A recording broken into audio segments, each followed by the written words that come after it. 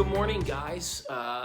Pastor Chris here. Today is day 5 of our online daily devotional called Unqualified. And I hope you've been enjoying them. I want to encourage you to like, comment, and share these videos with anybody that may need a little bit of hope. Today we're talking about a guy in the Bible named Jacob. You can read about him in Genesis. Jacob had a twin brother, Esau. And when you read about their story, his life from the womb was one of struggle and one of really feeling unqualified. If you read his story, you know that Jacob and Esau were twins. Isaac was their father, and Rebekah their mother.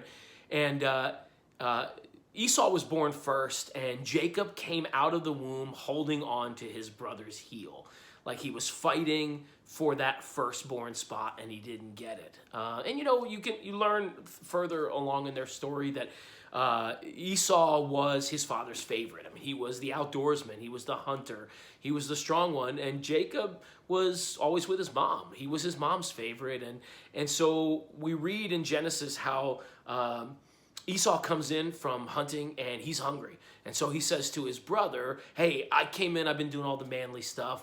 You're in the kitchen with mom. Give me some of that stew that you're making. And Jacob says, I'll trade you the stew for your birthright.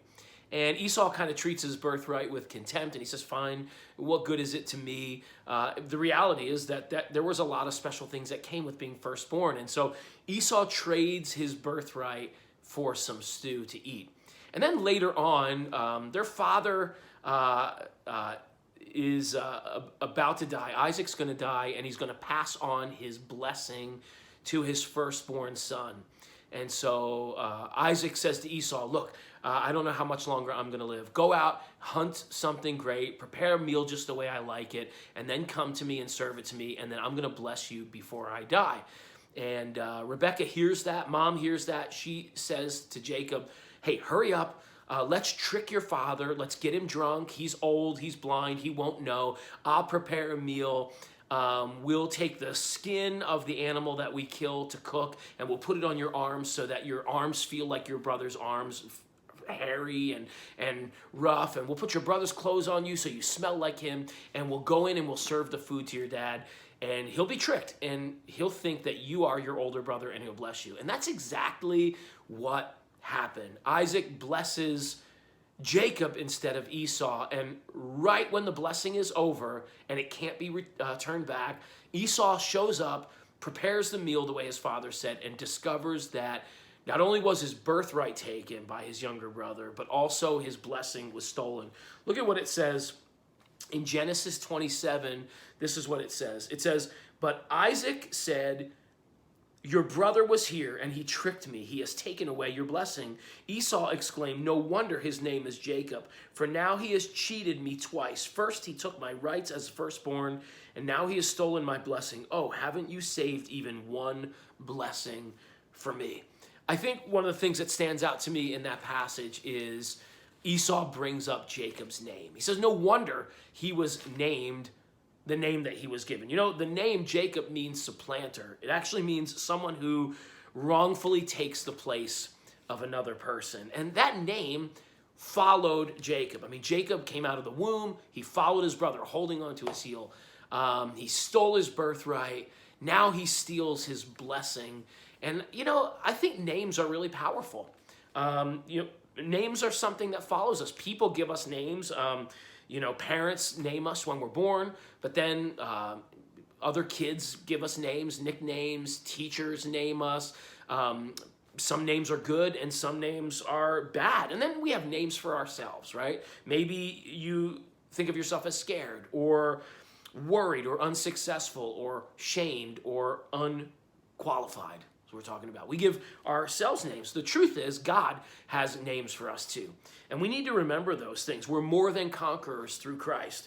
We're called children of God. We know that we're called loved and we're called chosen. And oftentimes, the names that we give ourselves or we've been given by other people or even the enemy comes and lies to us can make us feel like we are not qualified to be used by God. Here's the lesson today, that It's time for us to embrace the reality that none of us are qualified in and of ourselves to do anything amazing for God.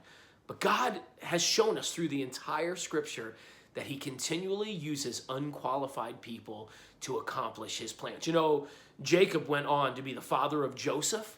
And Joseph, we know, was sold into slavery, and then he went on to deliver the entire nation of Israel, which allowed for Jesus to be born down that line. I mean, Jacob was used powerfully by God, even though he lived his life feeling that he was so unqualified that he had to fight and struggle for every blessing. Jacob even ended up wrestling with an angel, and he said, I won't let you go until you give me your blessing. I don't know where you're at right now. Maybe you feel unqualified. Maybe you feel like you're so busy looking at everyone else, and everyone else seems to be more qualified. They seem to be getting better blessings than you. And I just want you to know today that you don't have to struggle and fight for your blessing. Just acknowledge today, God, you created me. I'm your child.